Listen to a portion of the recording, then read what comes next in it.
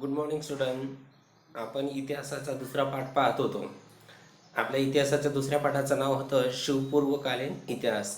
शिवाजी महाराज यांची स्वराज्याची स्थापना होण्या अगोदर आपल्या महाराष्ट्राची परिस्थिती कशी होती. तर प्रस्तावनेमध्ये पाहिलं की महाराष्ट्रामध्ये भरपूर भागात निजामशाही आणि आदिलशाहीचा प्रभाव होता. एवढंच नाही तर खानदेशमधून मुघल पण आले होते. त्यांना दक्षिण भागात पण स्वराज्याची स्थापना करायची होती. कोकण किनारपट्टीमध्ये सिद्धी लोक होते. नंतर त्याच कालावधीमध्ये युरोपमधून 4 देश आले होते. उदाहरणार्थ कोण, तर पोर्तुगीज, ज्यांनी गोवा आणि वसईवर स्वराज्य आपलं राज्य प्रस्थापित केलं होतं. नंतर मग इंग्लंड आलं, नंतर मग फ्रेंच आले, नंतर मग डच आले, ज्याला आपण स्पेन हा देश म्हणतो. तर अशा अनेक देश भारतामध्ये महाराष्ट्रामध्ये त्या ठिकाणी राज्य करू लागले. म्हणजेच महाराष्ट्राची जनता होती ती अस्थिर होऊन गेली होती. मग आपण म्हणतो त्याला कन्फ्यूज, की महाराष्ट्राच्या जनतेला कळत नव्हतं की आपला राजा नेमका कोण आहे. कारण की भरपूर त्या ठिकाणी राजे किंवा वेगवेगळे देश महाराष्ट्रामध्ये राज्य करू लागले होते.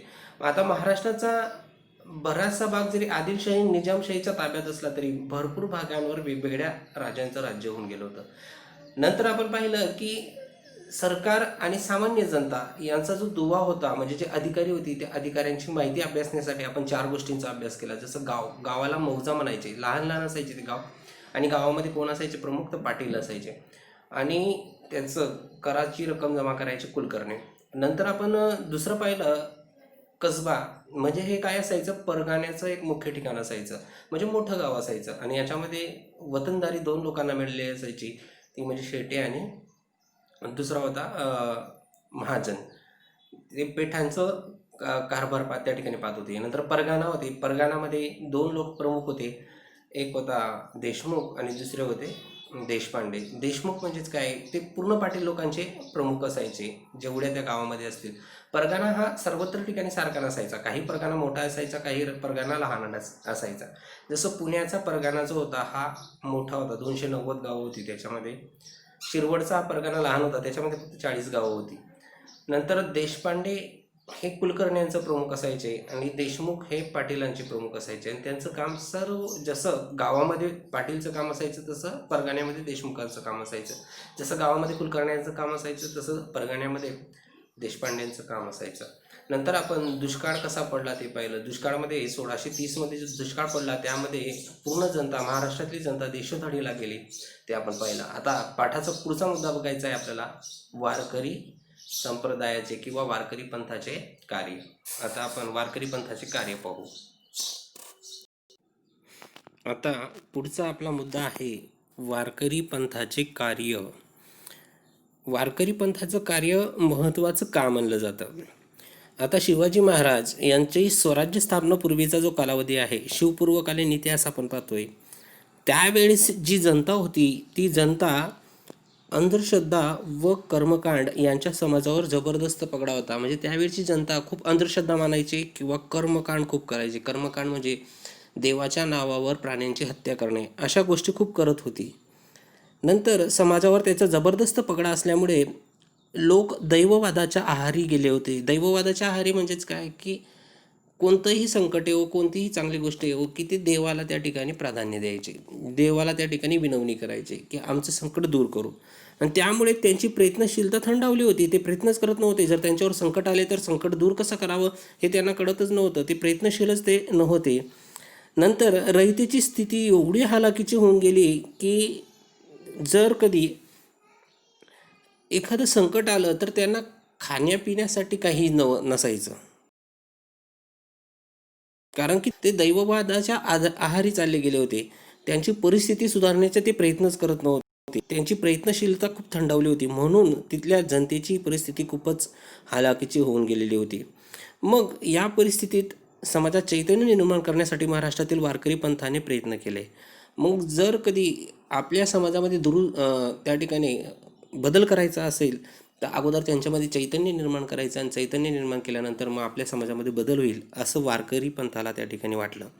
आणि वारकरी पंथाने मग वारकरी पंथामध्ये वेगवेगळे संत निर्माण झाले आणि संतांनी आपल्या समाजामध्ये चैतन्य निर्माण करण्याचा प्रयत्न केला. मग वारकरी पंथामध्ये आपले पहिले संत होते संत नामदेव आणि संत ज्ञानेश्वर यांनी संत परंपरा समाजामध्ये सुरू केलेली.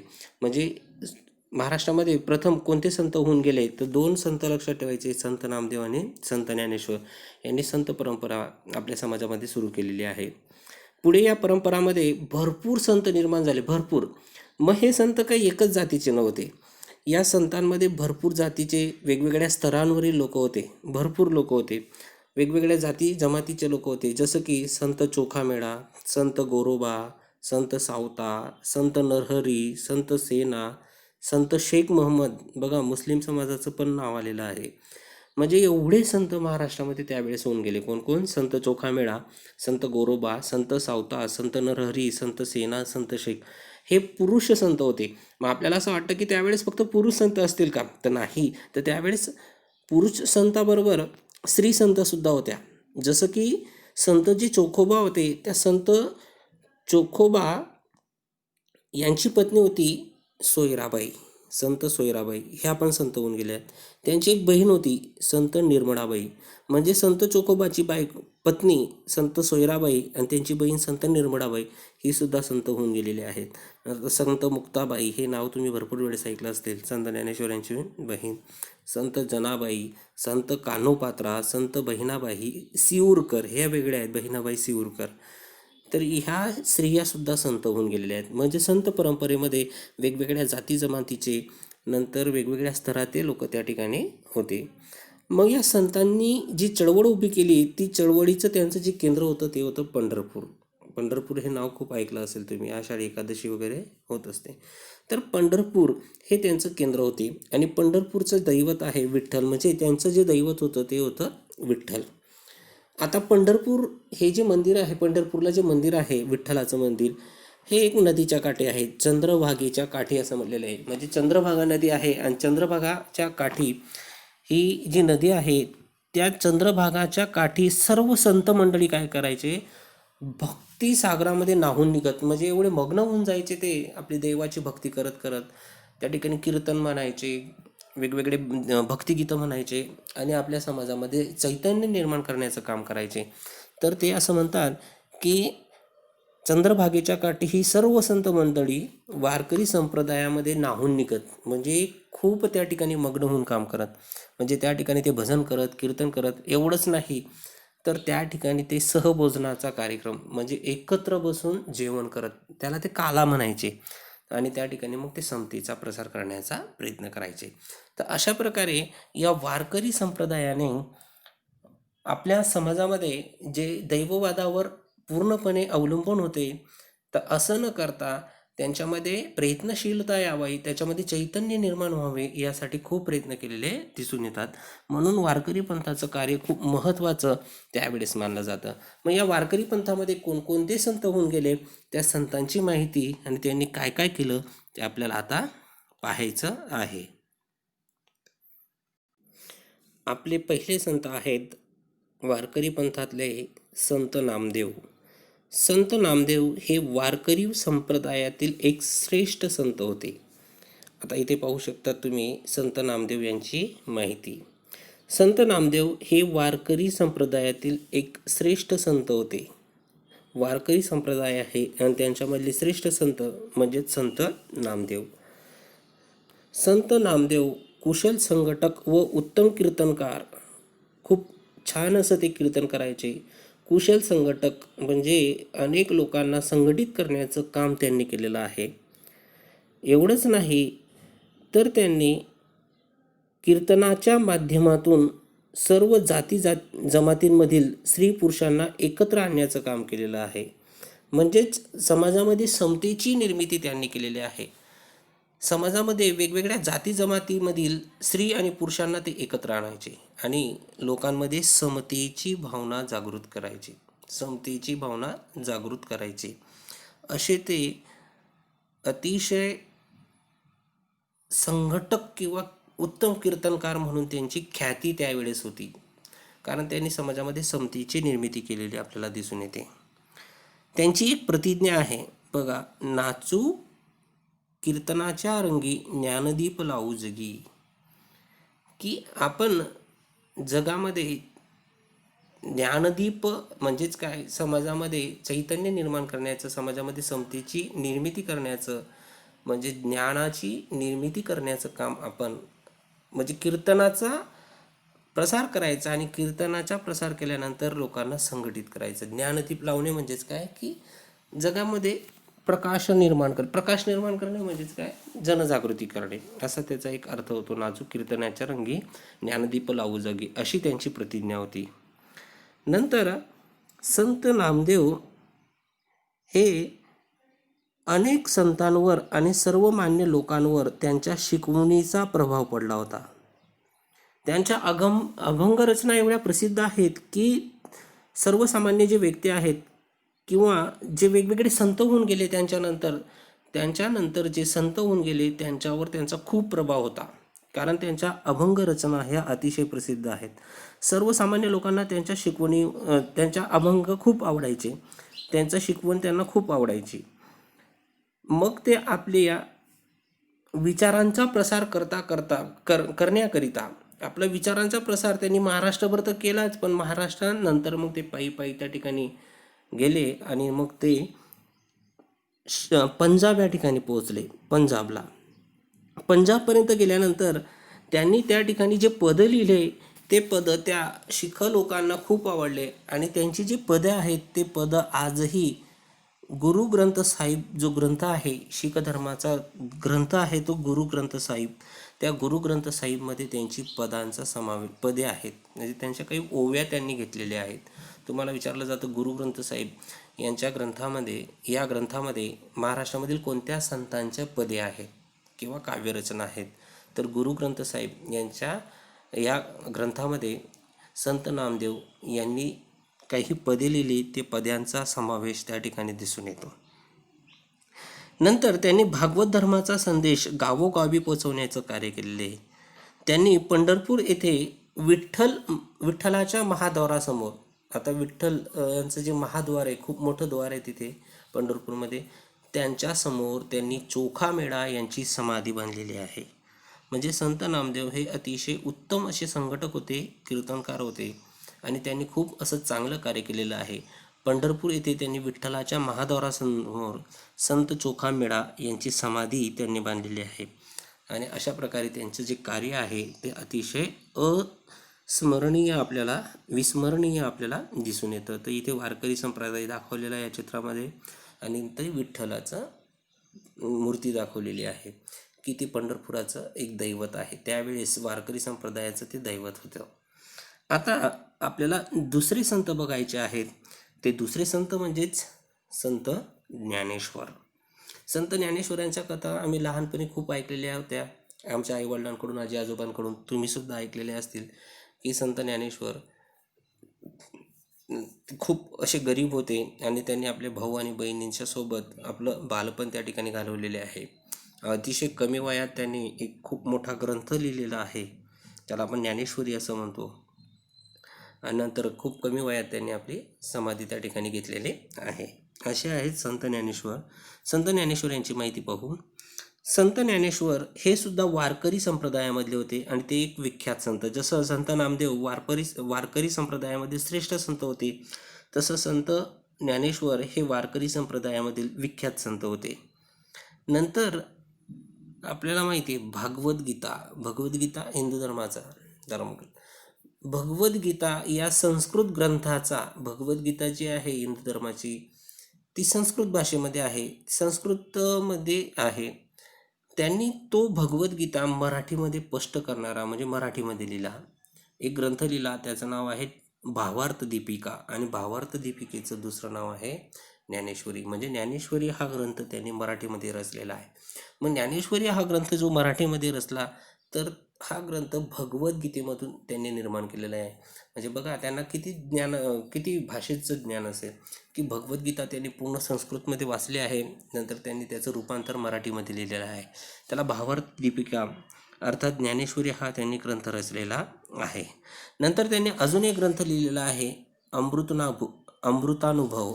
या ग्रंथाची रचनासुद्धा त्यांनी केलेली दिसून येते. त्यांनी आपल्या ग्रंथामधून भक्ती मार्गाचे महत्त्व सांगितलेले आहे. म्हणजे भक्ती कशी करायची, देवाची भक्ती कशी करायची, त्याचं महत्त्व त्यांनी सांगितलेलं आहे. नंतर सामान्यांना आचरता येईल असा आचार धर्म त्यांनी सांगितलेला आहे. वारकरी संप्रदायामध्ये त्यांनी सामान्य लोकांना आचरता येईल म्हणजे सामान्य लोक त्या ठिकाणी करू शकतील असा आचार धर्म त्यांनी त्या ठिकाणी सांगितलेला आहे. त्यांनी वारकरी संप्रदायामध्ये प्रतिष्ठा मिळवून दिलेली आहे. संप्रदायाला वारकरी संप्रदायामध्ये धर्माची प्रतिष्ठा मिळून त्यांनी आपल्याला दिसून येते. धर्माची प्रतिष्ठा त्यांनी मिळवून दिलेली आहे. लहान असताना ते अतिशय प्रतिकूल परिस्थितीमध्ये जीवन जगावे लागले असूनही त्यांनी आपल्या मनाचे संतुलन कधीही ढासळू दिले नाही. लहानपणी त्यांनी अतिशय प्रतिकूल परिस्थितीमध्ये जीवन जगलेलं आहे. लहानपणी ते भिक्षा मागायला जायचे, त्यांना लोक भिक्षा देत नव्हते. अशा प्रतिकूल परिस्थितीमध्ये ते जगलेले आहेत. परंतु त्यांनी अशा प्रतिकूल परिस्थितीमध्ये जगून सुद्धा आपलं संतुलन कधीही ढासळू दिलेलं नाही. तर ज्ञानेश्वरी यांनी पसायदान यांची रचना केलेली आहे. पसायदान आपण भरपूर वेळेस म्हणतो पण सकाळी. तर ज्ञानेश्वरीमधील जे पसायदान आहे त्यांनी उदात्त संस्कार करणारे आहेत, म्हणजे त्यांनी पसायदानाची रचना सुद्धा केलेली आहे. आणि पसायदानामुळेच आपल्यावर चांगले संस्कार पडताना दिसून येतात. नंतर संत ज्ञानेश्वर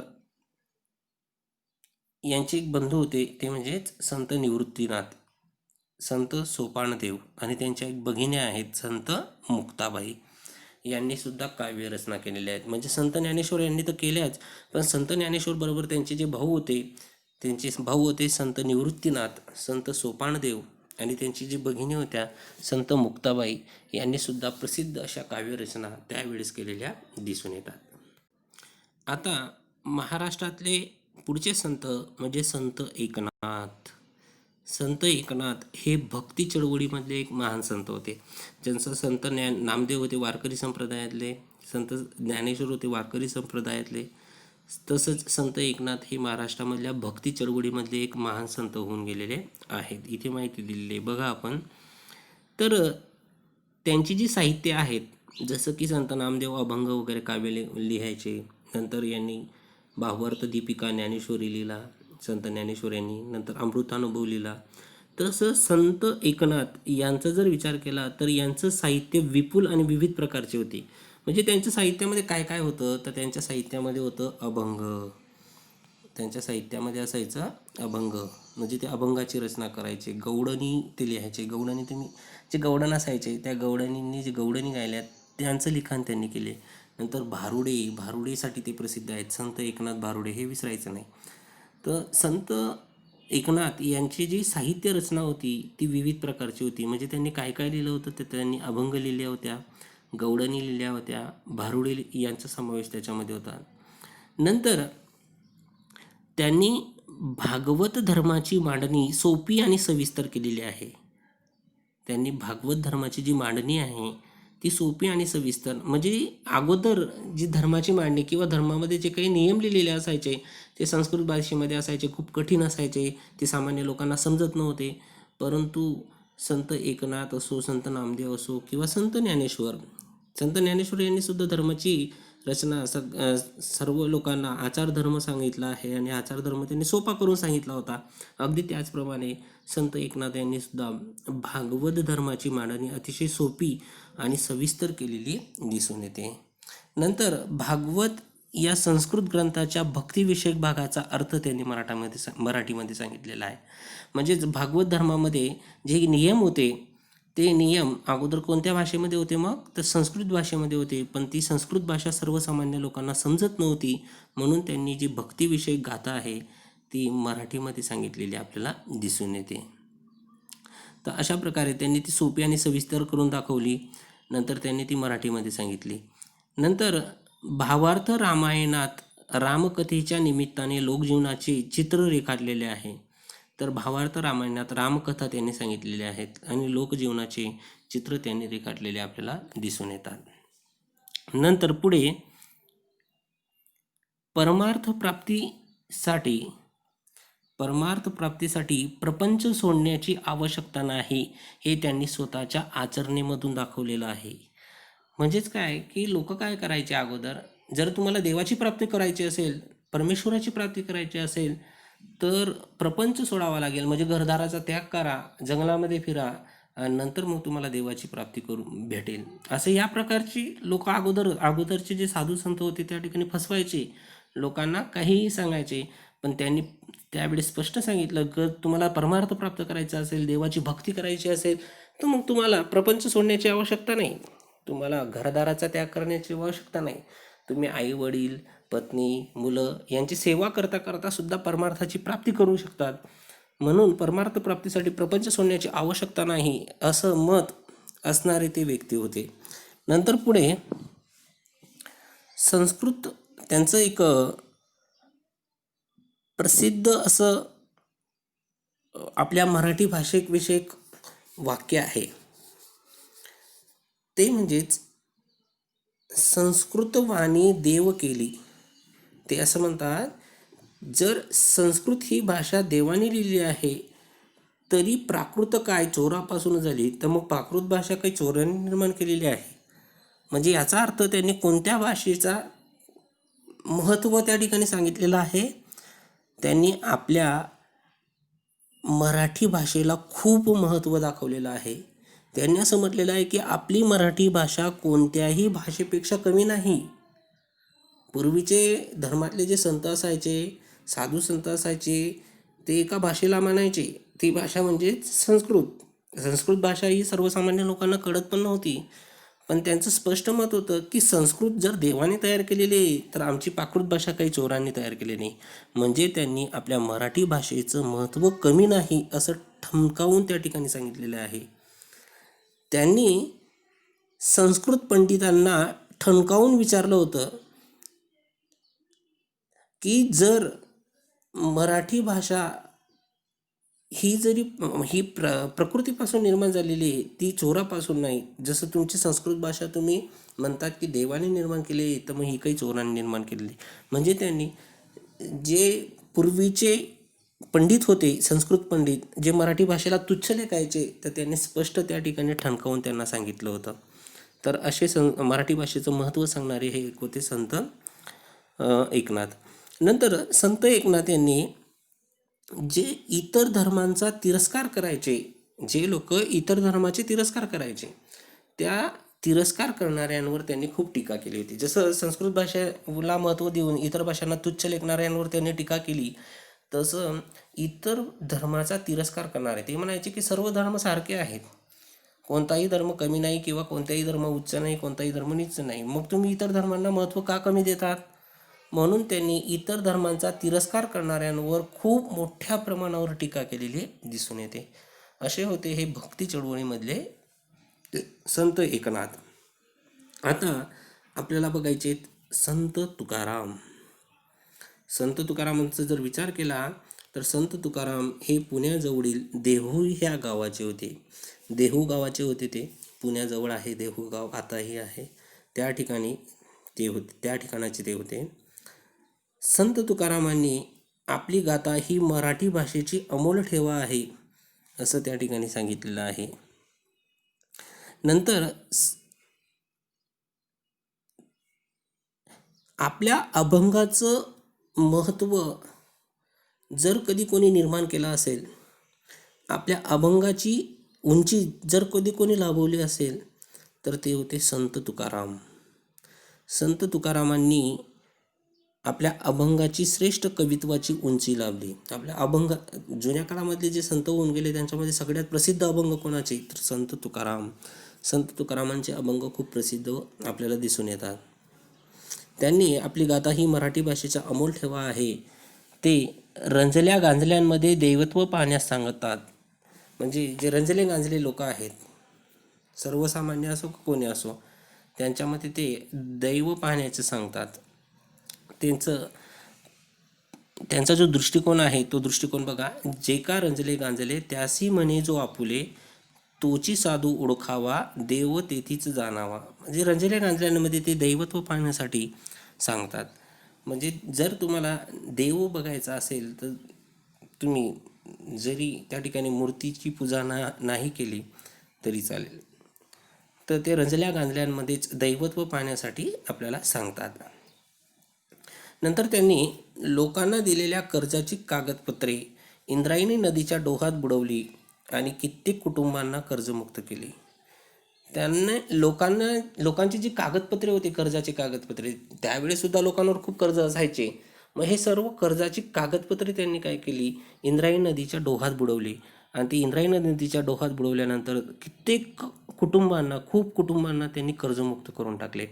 एवढे चांगले संत होते संत तुकाराम, कर्जमुक्त केले. नंतर त्यांनी समाजामधील दांभिकतेवर आणि अंधश्रद्धेवर अत्यंत कडक शब्दात टीका केली. म्हणजे समाजामध्ये त्यावेळेस खूप अंधश्रद्धा असायचे, तेवर दांभिक असायचं, म्हणजे लुबाडण्याचं काम असायचं, खूप अंधश्रद्धा असायच्या. काही विशिष्ट धर्माच्या लोकांना खूप महत्त्व होते किंवा विशिष्ट समाजामध्ये लोकांना खूप महत्त्व होते.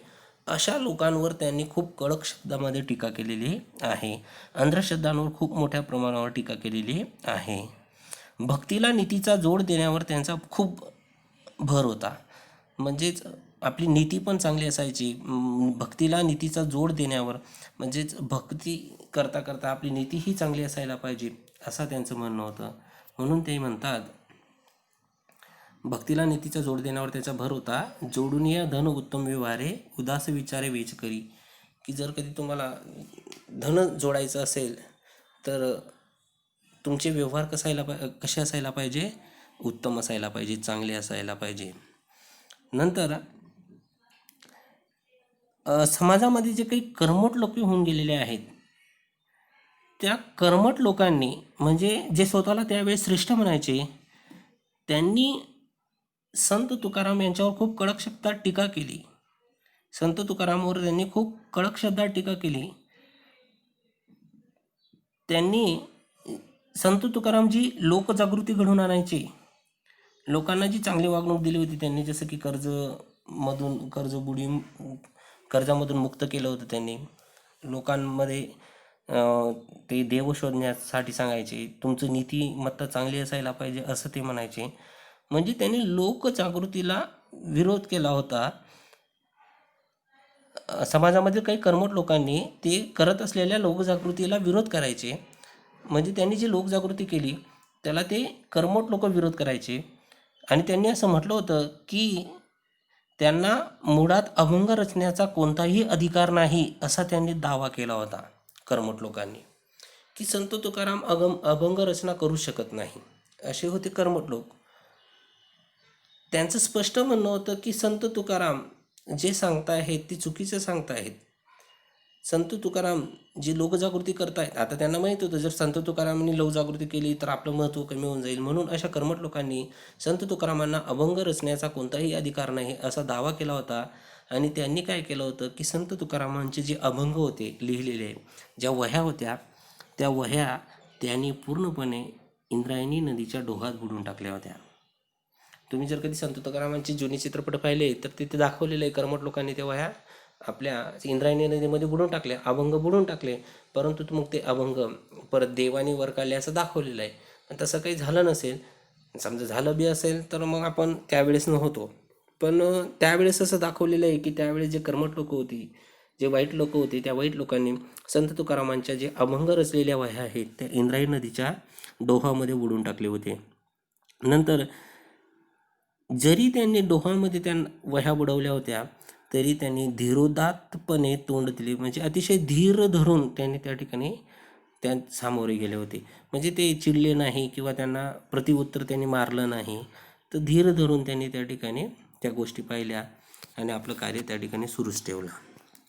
संत तुकारामांचे जे काही शिष्य आणि सहकारी विविध जाती जमातींचे होते. संत तुकाराम जरी वेगळ्या विशिष्ट धर्माचे असले तरी त्यांचे जे शिष्य होऊन गेले किंवा सहकारी होऊन गेले, त्यांचे शिष्य आणि सहकारी हे वेगवेगळ्या जमातींचे लोक होते. त्याच्यामध्ये नावं दिलेले आहेत, जसे नावाजी माळी, गवनशेठ वाणी, संताजी जगनाडे, शिवबा कासार, बहिणाबाई सिऊरकर, महादजी पंत कुलकर्णी, अशी त्यांची नावं आहेत. म्हणजे त्यांचे जे शिष्य आहेत हे वेगवेगळे होते. जसं की परत सांगतो, नावजी माळी, गव्हर्नर शेठ वाणी, नंतर संताजी जगनाडे, शिवबा खासार, बहिणाबाई सिवूरकर, महादजी पंत कुलकर्णी ही त्यांच्यामधली काही नावं आहेत. त्यांच्यामध्ये गंगाराम पंत मवाळ, बघा इथे दिलेलं आहे गंगाराम पंत मवाळ आणि संताजी जगनाडे यांनी संत तुकाराम यांचे अभंग लिहून ठेवलेले आहेत. जरी त्यांच्या अभंगांच्या वह्या त्या कर्मठ लोकांनी पाण्यात बुडून टाकल्या तरी असे अनेक शिष्य त्यांचे होऊन गेले की त्यांच्या शिष्यांनी संत तुकारामांची अभंग लिहून ठेवलेले आपल्याला दिसून येतात. तर अशा प्रकारे खूप असं चांगलं कार्य या संत तुकारामांनी त्यावेळेस समाजामध्ये घडवून आणण्याचं काम केलेलं आहे. आता आपण पाहू शकतो पुढचा मुद्दा, तो म्हणजेच संतांच्या कार्यांची फलश्रुती. ही संतांनी जे कार्य केलं, संतांचं कार्याचं फळ काय मिळालं, समाजामध्ये काय जनजागृती झाली, ती आपल्याला थोडक्यात माहिती बघायची आहे. पाहू आपण की संतांनी लोकांना समतेचा संदेश दिला, माणुसकी व मानवता धर्म शिकवला. संत लोकांनी आपल्याला समतेचा संदेश दिलेला आहे. म्हणजेच शिवपूर्वकालीन महाराष्ट्रामध्ये खूप जातीपाती होत्या, खूप धर्माला विरोध व्हायचे, काही धर्म श्रेष्ठ मानले जायचे, काही कनिष्ठ, काही जात्या उच्च मानले जायचे, काही कनिष्ठ मानले जायचं. परंतु संतांनी, नंतर स्त्री पुरुषमध्ये भेदभाव होता, परंतु या संतांनी काय केलं की समतेचा संदेश दिला की कोणीही उच्च नाही कोणीही कनिष्ठ नाही.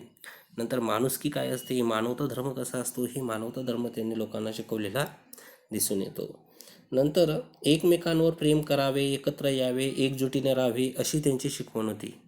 की जर कधी तुम्ही समाजामध्ये चैतन्य निर्माण करायचं असेल, समाजाची प्रगती घडवून आणायची असेल, तर तुम्ही एकमेकांवर प्रेम करायला पाहिजे, एकत्र यायला पाहिजे, एकजुटीने राहायला पाहिजे, असं त्यांची शिकवण होती. त्यांच्या कार्यामुळे लोकजागृतीसुद्धा घडून आलेली दिसून येतं. नंतर दुष्काळजन्य परिस्थिती किंवा निसर्ग संकटे आली तर पर्वा न करता जगावे असा उपदेश लोकांना त्यांनी दिले होते.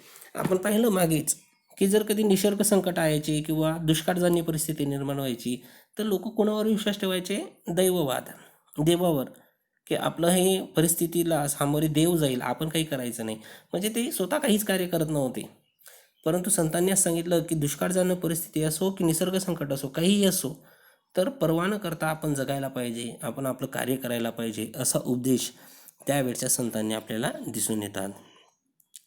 नंतर धर्माची अवनती झाली त्यावेळी संत पुढे होऊन समाजाचे रक्षण केले.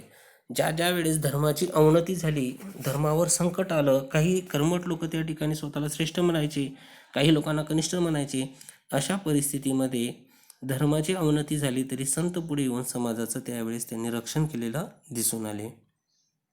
नंतर त्यांच्या कार्यामुळे महाराष्ट्रामधील लोकांचा आत्मविश्वाससुद्धा वाढलेला दिसून येतो. नंतर त्यांनी भक्ती मार्गाचा पुरस्कार केलेला आहे संतांनी. नंतर पुढे संत तुकारामांचं एक प्रसिद्ध असं अभंगाची एक रचना आहे. ती कशासाठी आहे ती पाहू आपण. तुका म्हणे तोची संत जोची सोशी जगावे आघात, की जो आघात त्या ठिकाणी सोसतो, जोची असं आहे इथे, जो आघात त्या ठिकाणी सोसतो, कितीही विरोध झाले तर तो विरोधाला आपलं कर्तव्यच मानतो, एक आपला कर्तव्याचाच तो भाग आहे असं जो मानतो तोच त्या ठिकाणी संत होतो, असा त्याचा अर्थ आहे. तुका म्हणे तोची संत जोची जगाचे आघात, म्हणजे ज्यांना विरोध होतात पण ते विरोध आपण सहन करायला शिकायला पाहिजे. कारण आपल्या समाजामध्ये भरपूर असे कर्मठ लोक आहेत, वाईट मार्गाचे लोक आहेत. ते वाईट लोक तुमच्यावर टीका करतील पण त्या टीकांना तुम्ही सामोरे जायला पाहिजे. आणि जो व्यक्ती त्या टीकांना सामोरं जातो, शांतपणे धीराने त्यांना ऐकतो, तोच त्या ठिकाणी संत असतो. हे संताचं लक्षण आहे असं त्यांनी त्या ठिकाणी म्हटलेलं आहे. तुका म्हणे तोची संत जोशी जगाचे आघात, असा त्याचा अर्थ आहे. नंतर शास्त्री पंडितांच्या अवघड भाषेतील धर्माला संतांनी सर्वसामान्यांच्या भाषेत आणले. त्यावेळचे जे शास्त्री पंडित असायचे ते कठीण भाषेमध्ये त्या ठिकाणी काहीतरी लिहायचे, धर्माचे नियम लिहायचे, आणि हे धर्माचे नियम त्यावेळच्या सामान्य लोकांना समजायचे नाही, सामान्य लोक फसून जायचे. मग शास्त्री पंडितांनी जे अवघड भाषेमध्ये धर्मातले काही नियम लिहिले, त्यांनी संतांनी ते सोप्या भाषेमध्ये सांगून दिले की धर्मामध्ये अशा अशा गोष्टी आहेत. जसं की सांगितलं भरपूर वेळेस की मराठी भाषेचं महत्त्व वाढवलेले संत एकनाथांनी, संत ज्ञानेश्वरांनी आणि मराठी भाषेमध्ये रचना केलेल्या आहेत. अगोदरच्या रचना होत्या संस्कृत भाषेमध्ये. संस्कृत भाषा ही काही सर्व लोकांना त्यावेळेस जमत नव्हती, येत नव्हती, परंतु त्यावेळेस त्यांनी मग या संस्कृत भाषेचं रूपांतर, अनेक गोष्टींचं रूपांतर त्यांनी मराठी भाषेमध्ये केलेलं दिसून येतं. त्यांनी स्पष्ट म्हटलेलं होतं की सर्व लोक हे परमेश्वराची लेकरे आहेत. वर्ण आणि जातीचा अहंकार बाजूला सारून आपण एकमेकांना परमेश्वराची लेकरे या स्वरूपात पाहायला हवे, अशी शिकवण समाजाला त्यांनी दिली. म्हणजेच ही जी लोक आहेत, वर्ण किंवा जातीमध्ये आपण विभागलेलो आहोत, काळा गोरा भेदभाव असेल, उच्च आणि कनिष्ठ जाती असतील, हा जो भेदभाव आहे, हा भेदभाव करू नका, आपल्या समाजामध्ये समता निर्माण करा, असा संदेश देणारे हे संत होते. त्यांनी असंच म्हटलं होतं की वर्ण आणि जातीचा अहंकार बाजूला सारून काही जे गोरे लोक असायचे ते काळे लोकांना तुच्छ म्हणायचे, वरिष्ठ लोक जे स्वतःला समजायचे ते कनिष्ठ लोकांना तुच्छ समजायचे. अशा लोकांवर त्यांनी खूप मोठ्या प्रमाणावर टीका केलेली दिसून येते आणि समाजाला चांगली शिकवण दिलेली दिसून येते. सर्व आपण परमेश्वराची लेकरे आहोत, असं त्यांचं स्पष्ट मत होतं. नंतर संतांचे वैशिष्ट्य म्हणजे भक्ती करत असताना त्यांनी आपली कर्तव्य कर्म सोडली नाहीत आणि आपल्या कामात परमेश्वर पाहिला. म्हणजे संतांची एक वैशिष्ट्य आहे की आपण भक्ती पण करायची आणि आपण आपलं कार्यसुद्धा करायचं. आणि असं म्हटलेलं आहे पुढे, म्हणजे शेतीचं महत्त्व स्पष्ट करताना सांगितलेलं आहे त्यांनी, कांदा मुळा भाजी अवघी विठाई माझी. कांदा मुळा भाजी अवघी विठाई माझी असं संत महाराज म्हणतात, संत सवता महाराज म्हणतात. आणि त्यांनी विधान शेतीच्या कामासंदर्भात असले तरी हे विधान संतांच्या दैनंदिन जीवनातल्या अन्य प्रकारच्या कामांनाही लागू होतात. म्हणजेच आपण आपलं काम करत राहायला पाहिजे, मग ती शेती असो किंवा इतर कामं असो. आपण देवाची तर भक्ती करायचीच, पण देवाची भक्ती करता करता इतरही कामं करायला पाहिजे. म्हणजे शेतीचं महत्त्व आणि इतर जे कामं आहेत त्यांचं महत्त्व त्यांनी त्या ठिकाणी सांगितलेल्या आहेत. आता पुढचे आहेत रामदास स्वामी. रामदास स्वामी यांचा जर विचार केला तर रामदास स्वामी हे आपल्या मराठवाड्यामधली जांब गावाचे आहेत. मराठवाड्यामध्ये एक जांब गाव आहे, त्या मराठवाड्यामधली जांब या गावाचे, जांब इथे ब असेल, जांब या गावाचे होते. त्यांचे बालोपसनाचे महत्त्व स्पष्ट केलेले आहे. नंतर मराठा तितुका मिळवावा, महाराष्ट्र धर्म वाढवावा, म्हणजे मराठी भाषेचा प्रसार करावा असा त्याचा अर्थ होता. महाराष्ट्राचा धर्म वाढवावा म्हणजे मराठा तितुका मिळवा, मराठी भाषेचं महत्त्व वाढवण्यासाठी त्यांनी खूप प्रयत्न केलेला आहे, असा त्यांचा संदेश होता. नंतर त्यांनी दासबोध, करुणाष्टके, मनाचे श्लोक या साहित्याच्या माध्यमातून जनतेला व्यावहारिक शिक्षणाचे धडे दिले. तर दासबोध असेल, त्यांचा एक ग्रंथ आहे दासबोध, खूप प्रसिद्ध आहे. करुणाष्टके, मनाचे श्लोक हे जे साहित्य त्यांनी निर्माण केलेले आहे त्याच्यामध्ये त्यांनी व्यावहारिक शिक्षणाचे धडे दिलेले आहेत. नंतर त्यांनी समर्थ संप्रदाय स्थापन करून चाफळ हे संप्रदायाचे केंद्र होते. त्यांनी समर्थ संप्रदायाची स्थापना केली आणि त्याचं केंद्र होतं चाफळ. नंतर रामाच्या आणि हनुमानाच्या उपासनेचा प्रसार त्यांनी केला. तर राम आणि हनुमान यांच्या उपासनेचा प्रसार आपल्या विचारांमध्ये त्यांनी घडवून आणला. असे होते संत रामदास स्वामी. नंतर शेवटचा मुद्दा आहे पारतंत्र्यातील स्वातंत्र्याच्या प्रेरणा. पारतंत्र्यातील स्वातंत्र्याच्या प्रेरणा की शिवपूर्वकालीन महाराष्ट्र राजकीय आणि सामाजिक, सांस्कृतिक इत्यादी प्रकारची स्थिती ही सामान्यतः अशी होती की या काळामध्ये राजकीय आणि सामाजिक, सांस्कृतिक ही परिस्थिती, शिवपूर्वकालीन परिस्थिती अतिशय वाईट होती. त्या काळामध्ये आदिलशाही किंवा निजामशाही किंवा वेगवेगळे प्रकारचे जसं सिद्धी आले होते, नंतर मुघल आले होते आणि याच्यामध्ये वाटली गेली होती. राजकीय परिस्थिती अतिशय वाईट होती त्यावेळेस. सामाजिक परिस्थिती अतिशय वाईट होती. वेगवेगळ्या प्रकारचे राजे वेगवेगळ्या भागांमध्ये राज्य करत होते, त्यांच्या सत्ता होत्या. त्यामुळेच महाराष्ट्र त्यावेळेस स्वतंत्र होता असं म्हटलं जाईल का? नाही, महाराष्ट्रामध्ये परकीय सत्ता आल्या होत्या. नंतर मग इतर लोक पण येऊन गेले होते, जसं की युरोपामधून कोण आले होते? पोर्तुगीज आले होते, फ्रेंच आले होते, डच आले होते, इंग्रज आले ज्यांनी भारतावर राज्य केलं. म्हणजे त्यावेळेस महाराष्ट्र म्हणजे शिवपूर्वकालीन महाराष्ट्र हा पारतंत्र्यात होता, स्वतंत्र नव्हता असंही म्हटलं तरी चालेल. मग असे असले तरी काही व्यक्ती आणि त्यांच्या विचारधारा स्वातंत्र्याची स्वप्न पाहत होत्या. मग अशामध्येच एक घटनांमध्ये एक स्वराज्याची संकल्पना ज्यांनी मांडली, ती स्वराज्याची संकल्पना महाराष्ट्रामध्ये मांडणारे व्यक्ती शहाजीराजे यांचं महत्त्व आपल्याला अग्रस्थानी होते. म्हणजेच आपल्या महाराष्ट्रामध्ये एकजुटता आणण्याचं काम, निर्माण करण्याचं काम जर कोणी केलं असेल तर ते होते शहाजीराजे. तर अशा प्रकारे आपला हा पाठ संपलेला आहे. हा पाठ चांगल्या अक्षरामध्ये लिहून घ्यायचा आहे. जो स्वाध्याय दिलेला असेल स्वच्छ अक्षरामध्ये लिहून घ्यायचा आहे. आणि आपली जी घटक चाचणी असेल त्या घटक चाचणीमध्ये मग 3रा आणि 4था पाठ इतिहासचा येईल. आता घटक चाचणीमध्ये एकच पाठ शिल्लक आहे, तो म्हणजे भूगोलाचा. तर पुढचा जो तास असेल तो भूगोलाचा असेल. धन्यवाद.